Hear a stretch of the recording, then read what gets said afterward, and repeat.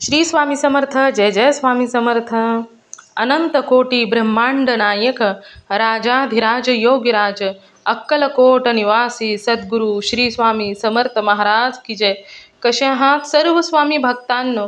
तुम्ही सदैव आनंदी राहा हीच स्वामींच्या चरणी प्रार्थना. तुमच्या सर्व चांगल्या इच्छा स्वामी महाराज पूर्ण करोत आणि आजचा दिवस तुमचा आनंदात जाओ हीच स्वामींच्या चरणी प्रार्थना. प्रथम तुम्हा सर्वांचं खूप खूप मनापासून स्वागत आहे तुमच्या अनुभवांनी बनलेला भक्त आम्ही स्वामींचे या चॅनलमध्ये. मी शुभांगी पोळ तुम्हा सर्वांचं खूप खूप मनापासून स्वागत करते.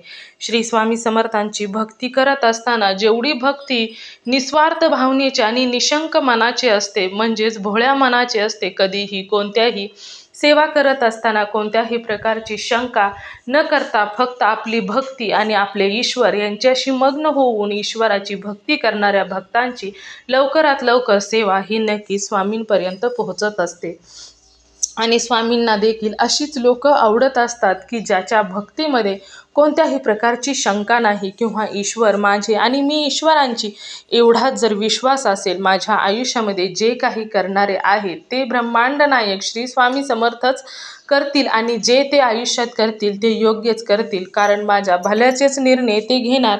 आणि कधी एखाद्या वेळेस भक्ती करत असताना एखादे संकट आले, एखादं दुःख आलं, एखादी अडचण आली, तर तेव्हा मात्र ईश्वराची साथ सोडून न जाणारी लोक, अशीच लोक भक्तीमध्ये टिकून राहतात.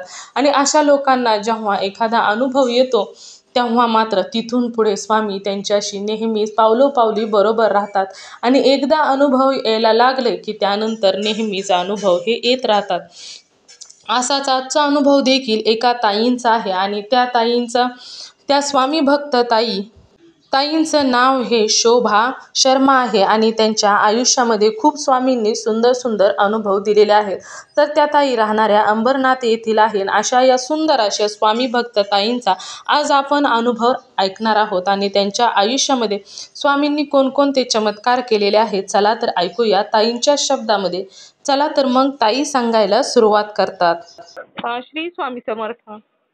हा ताई, मी अंबरनाथ वरनं बोलते.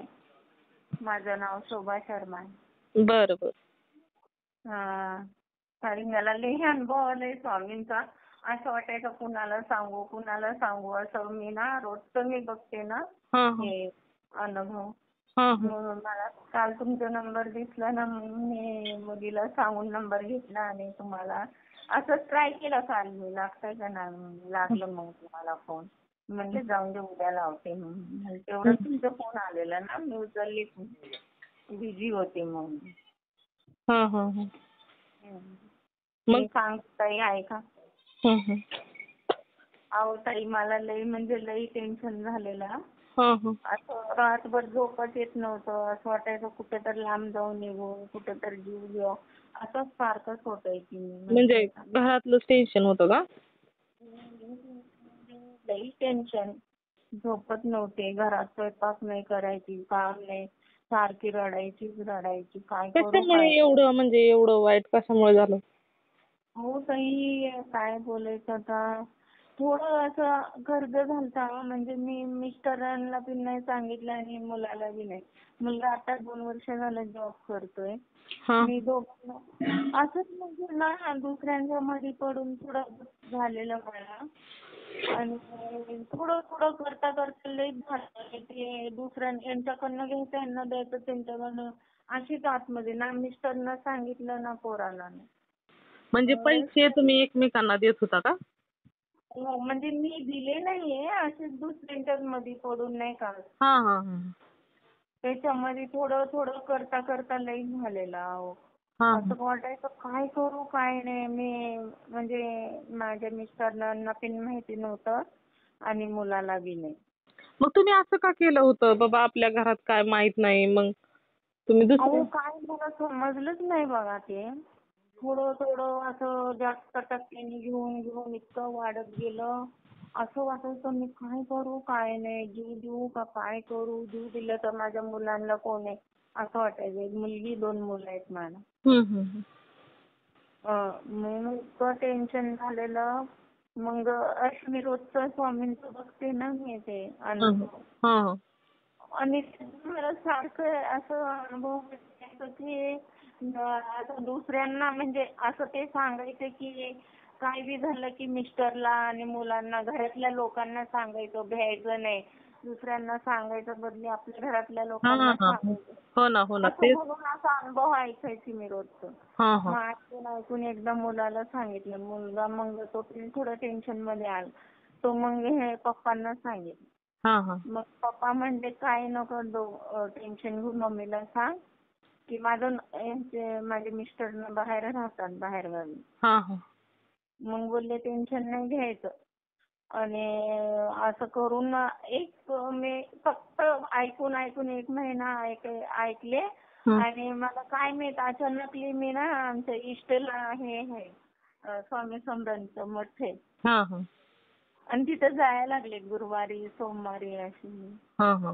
थोडं दिवस गेलं आणि बघा आपोआप माझं सगळं ते म्हणजे हिचे पप्पा मला एक शब्द सुद्धा बोलले नाही, मुलगा बी नाही. हा. लोन बिल काढून जे जे आमच्याकडे जमा होते सगळ्यांचा देऊन मोकळा केले. आम्हाला ते टेन्शन मधनं मला एकदम दूर केले ते लोक. अरे बापरे.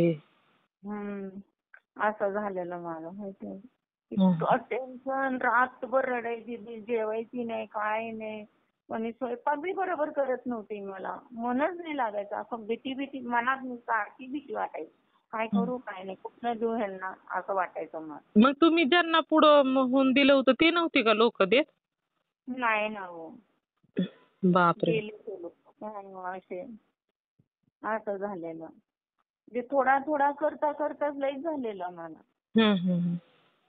लई म्हणजे लईच झालं. आमचं जे पिन होतं नाही का ते LIC म्हणा, आपलं जमा केलेलं पैसे सर्व मग देऊन मोकळे केले. आणि ते पप्पा पण एक शब्द बी नाही बोलले तू का केली. अरे बापरे. नाही हो, पप्पा अशी एवढी मोठी चूक तुम्ही कशी काय केली कोणास ठाऊक. काय माहित अहो ते देवालाच माहिती आता. हं हं हं. काही नाही. हो.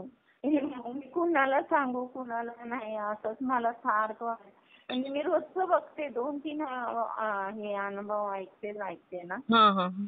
म्हणून मला असं वाटतं की माझं कधी मी सांगू असं वाटायचं मला. हां हां हां. हं. तुमचंच सारखं ऐकते मी. अरे वा, थँक्यू. मग मी तुमचा आवाज मला बरोबर एकदम माझ्या म्हणजे कानात आहे तुमचा आवाज हे. हां हां हां. नाही ते हं. सतत ऐकल्यामुळे होऊन जातं ना हो, ते आपलंपणा एक वाढत जातो ना. हां.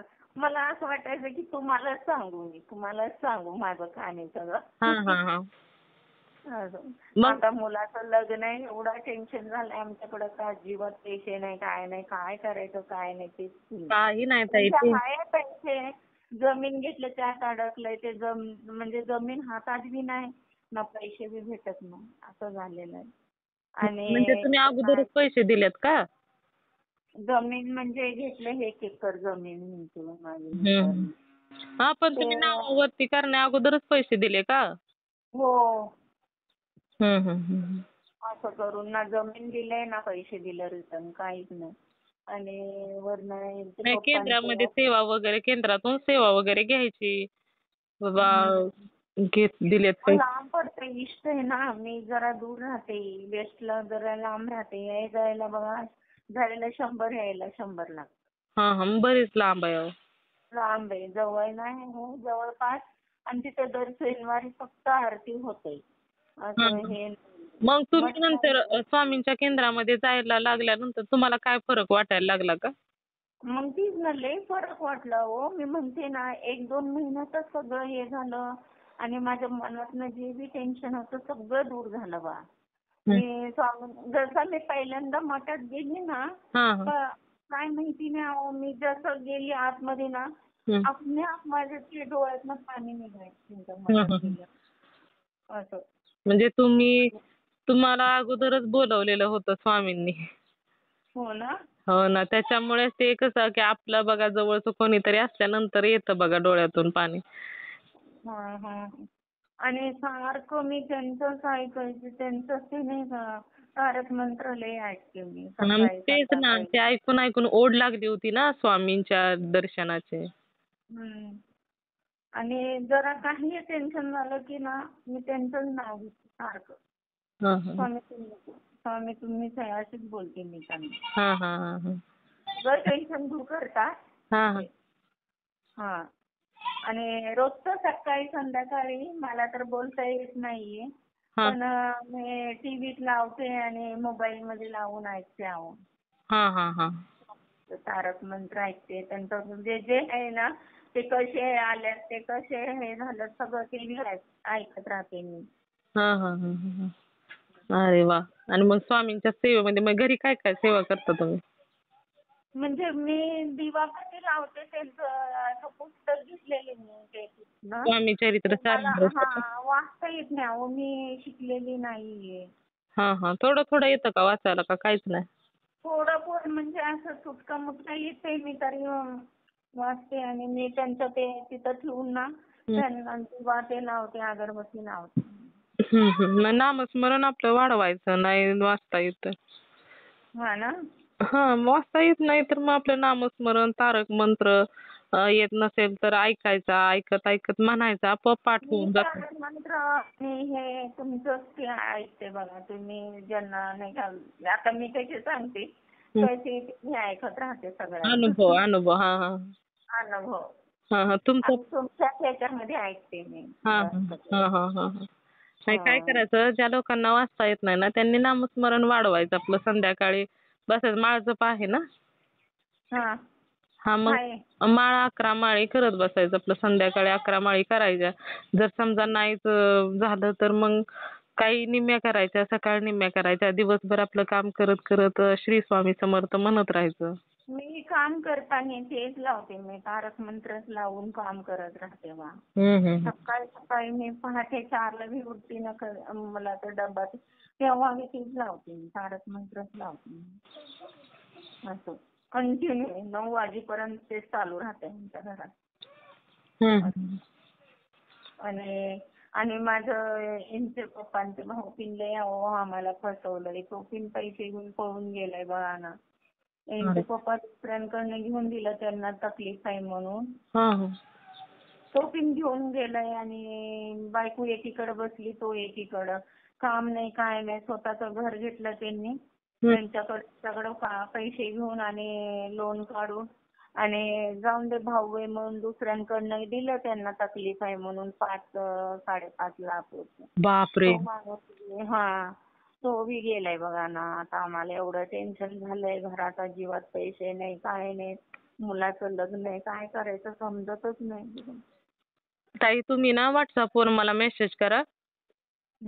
मी तुम्हाला नंबर पाठवते दादांचा सेवा देणाऱ्या त्यांच्याकडून सेवा घ्या तुम्ही. बर बर ठीक आहे. चालेल खूप मला तर हे बघा व्हॉट्सअपचा नाही मुलगा खाली गेलाय तो आल्यानंतर मोठा नाही बारका गेलाय मोठा हो गेला हो बाहेर. चालेल चालेल फक्त ना मला हा. मेसेज करा दादांचा सेवा घ्यायचे फोन नंबर हा. पाठवा. मी 2-3 नंबर आहेत माझ्याकडे ताईंचे पण काही आहेत आणि दादांचे केंद्रे दादांचे वगैरे आहेत आणि प्रदीप दादाच्या मठातील पण काही लोकांचे आहेत. ज्यांना खूप हा. लागेल त्यांच्याकडून घ्या सेवा ताई या तुमच्या गोष्टीवर. आणि महत्वाचं म्हणजे अशा कुणाला पैसे देण्यापासून हे सावध राहा. ज्याच्या त्याची ती अहो लय आम्ही ना भोळ्यात पडतो ना आमचं भोळापणाचं लय फायदा उचलतात लोक. हा म्हणूनच अहो पण तुम्ही सांगा ताई आत्ताचं युग कलियुग आहे. एकदा माणसाला झालं एकदा प्रॉब्लेम आला तर माणूस शिकतय त्या गोष्टीतून आणि तुम्ही जर डबल डबल त्यात चुका करायला लागल्या तर तुमचं आयुष्य पुढे कसं जाणार सांगा बरं. हा ना हो. माझं झाल्यानंतर माझ्या मिस्टरने बोललं तो बी असा केला म्हणून ते टेन्शन आलं माहितीये का. अहो लोक खूप वाईट असतात ताई म्हणजे एखाद्याचा फायदा कसा अहो पण रक्कम किती मोठी आहे तुम्ही विचार करा 5.5 लाख थोडं नाहीच झालं ताई. पक्का भाऊच आहे तुमच्या पप्पांचं. कोणी जरी असलं ना तर आपल्या जवळ असले तर ठीक. दुसऱ्याच्या पैशाला पुढे व्हायचं ना तर तुम्ही अनुभव घेतला त्यातूनच तुम्ही अक्कल विकत घ्यायला पाहिजे होती का नाही सांगा बरं. नाही ना हो आम्हाला एवढं समज नाही ना कोण कसे आहेत म्हणून. अहो कोण सक्कन कोण पक्क कोणी कोणाचं नसतं ताई. चालेल ताई तुम्हाला मी नंबर आता पाठवते. एवढं टेन्शन झालेलं आहे ना लय म्हणजे लय अहो मुलाचं नोव्हेंबरला लग्न आहे. काय करायचं काय काय नाही ताई अजिबात टेन्शन घ्यायचं नाही. स्वामींना म्हणायचं आता आम्ही भोळ्या मनाने जे काही केलं ते आम्ही केलं पण आता तुम्हीच काय ते करायचं आहे. आम्ही स्वच्छ मनाने कार्य केलं, पण पुढच्याने धोका दिला त्यात आमचं काय चुकलं म्हणायचं. तुम्ही स्वामींवर सर्व सोपवून द्या. स्वामी अगदी व्यवस्थित करणार ताई. मी अगदी स्वामींना ते सांगत राहते रोज का माहिती कसं करू काय करू समजत नाही स्वामी. काही नाही, काही नाही. त्यांना म्हणायचं तुम्हीच काय ते करा आता. मी काय करू म्हणायचंच नाही. तुम्हीच काय ते करा म्हणायचं. तुम्हीच यातून मार्ग दाखवा आणि मुलाचं लग्न सुद्धा तुम्हीच पार पाडा म्हणायचं. आता हे घर तुमचं आहे, आम्ही तुमचं आहे. सगळं आम्ही तुमचंच आहे. आता इथून पुढे आमचं संपूर्ण आयुष्य तुमच्या चरणीच आहे म्हणायचं. आम्ही आता इथून पुढे तुम्हाला तुमची सेवा करत राहणार आहे. त्याच्यामुळे काय करायचं ते तुम्हीच ठरवा म्हणायचं. आपोआप बघा स्वामींसाठी अशक्य असं काहीच नाही. असं टेन्शन आलं ना हो मन इतकं चिडचिड होते लई टेन्शन चिडचिड आलं ना होते. ताई की सरळ आपलं स्वामींच्या पुढे जायचं. डोळे स्वामींना डोळे भरून पाहायचं आणि नामस्मरण करत बसायचं. स्वामींना म्हणायचं तुम्हीच काय ते बघा आता आणि नामस्मरण करत बसायचं. जेव्हा जेव्हा असं वाटेल ना ताई, नाहीतर टेन्शन काहीतरी रोग लागणार तो लागणार. विथ डिप्रेशन मध्ये सुद्धा तसंच तुम्ही झालंय अहो. अजिबात ना काम करूशी वाटत नाही काही नाही नुसतं सारखी झोपून राहते बा टेन्शनमुळं. अहो पण टेन्शन काहीच साध्य होत नाही. त्याच्यामुळे कधी वाटलं ना कशाच्या गोष्टीची काळजी वाटायला लागली ना तर सरळ स्वामींच्या पुढे जायचं. स्वामींना म्हणायचं काय ते तुम्हीच बघा मला खूप त्रास होतो या गोष्टीचा आणि स्वामींना नमस्कार करायचा आणि नामस्मरण करत बसायचं. काही सुद्धा लक्षात घ्यायचं नाही. मी काय करू मीपणा सोडूनच द्यायचा आता. कारण करता आणि करविता स्वामी तुझी एक नाता. त्याच्यामुळे स्वामींवर सर्व सोडायचं. करणारे तेच आहेत आणि महत्वाचं म्हणजे आपल्या स्वामींसाठी अशक्य असं काहीच नाही. ते काहीही कोणतीही गोष्ट नशिबात नाही ते सुद्धा देतात ताई. मग त्याच्यामुळे तुम्ही स्वतः काय झाले आता इथून पुढे फक्त अक्कल विकत घ्यायची आणि स्वामींवर सर्व सोडून द्यायचं. स्वामींना म्हणायचं तुम्हीच काय ते बघ. आता नाही अहो. मुलगा असं शपथ घातली आई कुणाच्या मध्ये जाऊ नको कुणाला देऊ अहो नको तुम्ही लोक काय देऊ करताल नकोस असं म्हटलंय तू असं. तुम्ही काय करताल तुमचं दोघांचं आयुष्य बरबाद केलं ते केलं त्या मुलावर सुद्धा कर्जाचा डोंगर करून ठेवता. तेच ना मला त्यांचंच टेन्शन झालेलं आहे कसं आहे तर काय आहे ते. म्हणून आता आपलं स्वामींचं चरण पकडायचं. स्वामींना म्हणायचं तुम्हीच यातून बाहेर काढा. त्याला आम्हाला काही आम्हाला सद्बुद्धी स्वतःचं घर नाहीये आणि हो ना. मुलगी मोठी आहे तिला कोणी मागायला येत नाहीये. नाही ते होतं ताई. एकदा स्वामींच्या चरणी आपलं सर्वस्व अर्पण केलं ना की स्वामी सर्व व्यवस्थित करतात. फक्त स्वामींना सांगायचं तुम्हीच काय ते बघा आता. आम्ही हारलो कारण जेवढं आम्ही भोळ्यापणाने प्रत्येकाला मदत केली त्याने प्रत्येकाने धोका दिलेला आहे आम्हाला. आता तुम्ही सद्बुद्धी द्या म्हणायचं त्या लोकांना पैसे भरण्याचे. एवढंच म्हणायचं. स्वामींचं आपलं कधीही थोडं जरी टेन्शन आलं ना ताई स्वतः टेन्शन घेत बसायचं नाही. जायचं स्वामींच्या पुढं विभूती कपाळी 3 बोटांनी लावायची आणि नामस्मरण करत बसायचं. दिवा लावायचा स्वामींच्या समोर आणि नामस्मरण करत बसायचं. काही सुद्धा टेन्शन घ्यायचं नाही. जेवढं टेन्शन येईल तेवढं ईश्वराला जवळ करायचं ताई. आता इथून पुढे अजिबात सुद्धा झोपायचं नाही काही नाही. टेन्शन आलं ना उठायचं स्वामींच्या पुढे जायचं दिवा लावायचा अगरबत्ती लावायची असली तर लावायची आणि नामस्मरण करत बसायचं. बर ताई. चालेल ताई मी अनुभव शेअर करते तुमचा. हो हो नंबर भी मला द्या दादांचं. हो तुम्ही मला सांगायचं ताई त्यांना. मेसेज करा. तुमचा काय प्रॉब्लेम आहे ना तो सांगायचा. बर ताई. लोकांनी असे पैसे म्हणजे आम्ही मदत केली आणि ती लोक निघून गेली हा प्रॉब्लेम सांगायचा. हो मग ते सांगतील सेवा वगैरे देतील काहीतरी आणि आपली स्वामींना प्रार्थना पण सकाळ संध्याकाळ नामस्मरण कधीही करत बसायचं ताई. टेन्शन आलं ना कोणत्याही गोष्टीचं वेळेची काळाचं काही सुद्धा विचार करायचा नाही. दिवा चालू असेल तर बसायचं. दिवा नसेल चालू तर दिवा लावायचा आणि स्वामींच्या पुढे जाऊन बसायचं ताई. आणि ना हो रात्री मला ना म्हणजे बरोबर 3लाच उठते बघा हो. अरे वा छान ना. ब्रह्ममुहूर्तावर जाग खूप छान आहे ना हो येते ते. हा ना. हो 3ला तर 3:30ला ना अशी म्हणजे झोप येत नाही ना जरा झोप लागली आणि करडले 3 नाही तर 3:30लाच मला जाग येते काय माहिती. नाही हो चांगलं असतं का ताई तसं. हो खूप चांगलं असतं ताई. आणि जाग आली ना की आपलं नामस्मरण करत बसायचं थोड्या वेळ आणि पुन्हा झोपायचं. असं. ठीक आहे. ऐकल्याबद्दल धन्यवाद. नाही तुमच्या मनाचं ओझं कमी झालं ते. ऐकत नाही अहो कुणाला सांगू असं झालंय मला. आई नाही भाऊ नाही वडील नाही कोणी नाही मला. नाही ताई, रडू नका. जे तुमच्या आयुष्यात नाही ना ते स्वामी आहेत म्हणायचं ताई. मी म्हणून स्वामीला म्हणे की मला कोणी नाही, मला फक्त 3 मुलं आणि नवराच आहे, अजून कोणच नाही. नाते सगळे तसलेच आहेत आमचे. नाही, स्वामींना म्हणायचं आता तुम्हीच माझे वडील, तुम्हीच माझे भाऊ आणि तुम्हीच माझी आई. कारण स्वामींचं आईचं रूप आहे की नाही तुम्ही सांगा बरं. मग मी कुणाला सांगू असं वाटायचं मग. जेव्हा जेव्हा टेन्शन येईल ना ताई तेव्हा स्वामींच्या समोर जायचं. जे काही सांगायचंय ते स्वामींना सांगायचं ताई. आणि असं मला सांगणार नाही नाव, कुणाच सांगत नाही काय नाही, फक्त त्यांचं नाव घेतच राहते मी. हो ना. पण मन मोकळं करायचं स्वामींच्या पुढे जाऊन. जे काही तुम्हाला वाटतं ना तेवढं सांगायचं. कारण स्वामींच्या पुढे सांगितलं ना की स्वामी ऐकतात ताई. आज मी सांगितलं ना, माझं एकदम मन म्हणजे असं नाही का, असं मनातच होतं.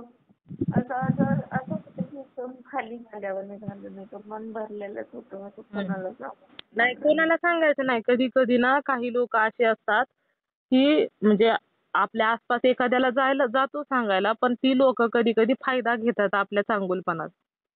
हो ना. म्हणून आपलं कोणालाही न सांगता आपलं डायरेक्ट स्वामींच्या पुढे जायचं. स्वामींच्या डोळ्यात डोळं घालून पाहायचं. आणि एक आपले आई वडील भाऊ बहीण सर्वस्व स्वामी आहेत हे बघायचं त्यांच्या डोळ्यामध्ये. आणि आपलं काय दुःख आहे ना, स्वामी असं झालं, स्वामी तसं झालं, स्वामी बघा ना हो, असं लोकांना आम्ही केलं तर असं झालं, म्हणजे प्रत्येक गोष्ट स्वामींची शेअर करायची ताई. संकोच मनामध्ये ठेवायचा नाही आणि असं टेन्शन घेत बसायचं नाही ताई. स्वामींना सांगायचं, नामस्मरण करायचं. काही सुद्धा जेव्हा तुम्ही स्वामींना सांगाल ना ताई तेव्हा तुमचं मन अगदी 50 ते 60% पूर्ण रिकामं होऊन जाईल ताई. बरं ताई, ठीक आहे. चालेल. मी अंबरनाथला राहते ना का? नाही हो, मी सातारा जिल्ह्यातील मान तालुका आहे ना तिथं राहते मी ताई. नाही, मी अंबरनाथला राहते इकडं. अंबरनाथ माहितीये तुम्हाला? नाही माहित नाही. ते कुठं आलंय? तालुका जिल्हा कोणता आहे? आणि तालुका ठाणा पडते आमचं. आणि कल्याण माहितीये तुम्हाला? मुंबईला हो आहे ना, कल्याण ऐकून आहे ना. तर हे अंबरनाथ आहे. म्हणजे विठ्ठलवाडी कल्याणला जर उतरलं ना, विठ्ठलवाडी येते, मग उल्हासनगर येते, मग अंबरनाथ येते. अंबरनाथच्या पुढं बदलापूर आहे, कर्जत आहे असं. बरं. आणि मी अंबरनाथला राहते. चालेल ताई, मी अनुभव शेअर करते तुमचा. हो ठीक आहे ताई, धन्यवाद. चला, श्री स्वामी समर्थ. श्री स्वामी समर्थ. मित्र आणि मैत्रिणींनो, खरोखरच या ताईंचा अनुभव जसा होता, परंतु त्यांना एवढ्या मोठ्या संकटातून स्वामींनी बाहेर काढलं आणि ज्या गोष्टीचं त्यांना खूप टेन्शन येत होतं त्यातून स्वामींनी एक भक्ती मार्गाकडे घेऊन जाण्याचा प्रयत्न केलेला आहे. आणि त्यांच्या आयुष्यामध्ये जे काही घडलं त्यातून खूप काही शिकण्यासारखं देखील होतं आणि प्रत्येकाला आयुष्यामध्ये खूप काही शिकवून जाणारा देखील त्यांचा हा अनुभव होता. तर खरोखर हा अनुभव खूप सुंदर होता. खूप काही लोकांना खूप काही शिकवून जाणारा देखील होता. तुम्हाला या ताईंचा अनुभव कसा वाटला नक्कीच मला कमेंट करून सांगायचं आहे. त्याचबरोबर तुम्हाला जर एखादा स्वामींचा अनुभव आलेला असेल तर मी इथे नंबर दिलेला आहे, या नंबरवरती तुम्हाला आलेला स्वामींचा अनुभव हा नक्की शेअर करायचा आहे. जेव्हा तुम्हाला आलेला एक अनुभव तुम्ही शेअर करता तेव्हा स्वामी अजून सुंदर अनुभव तर देतातच, त्याचबरोबर एक अनुभव ऐकल्यानंतर खूप लोकांना मदत देखील होत असते. आणि त्याचबरोबर तुमचा अनुभव ऐकून एखादा व्यक्ती जर स्वामींच्या सेवेमध्ये आला तर याची पुण्य तुम्हालाच मिळणार आहे. त्यामुळे तुम्हाला आलेला स्वामींचा अनुभव हा नक्की शेअर करायचा आहे. आपला हा चॅनल भक्त आम्ही स्वामींचे, या चॅनलचं देखील एकच ध्येय आहे, ते म्हणजेच भक्ताने भक्त स्वामी भक्त वाढवायचे आहेत आणि प्रत्येकाचे जीवन स्वामीमय करून टाकायचे आहे. त्यामुळे तुम्हाला आलेला स्वामींचा अनुभव हा नक्की शेअर करायचा आहे. तुम्ही सर्वांनी मिळून माझा व्हिडिओ शेवटपर्यंत ऐकला त्याबद्दल मी मनापासून तुम्हा सर्वांची खूप आभारी आहे. पुन्हा भेटूया श्री स्वामी समर्थांच्या अशाच एखाद्या सत्य अनुभवाबरोबर. तोपर्यंत तुम्ही सर्वजण नेहमी सुखी राहा, समाधानी राहा, आनंदी राहा आणि श्री स्वामी समर्थांचं नामस्मरण करत राहा. श्री स्वामी समर्थ. जय जय स्वामी समर्थ. धन्यवाद.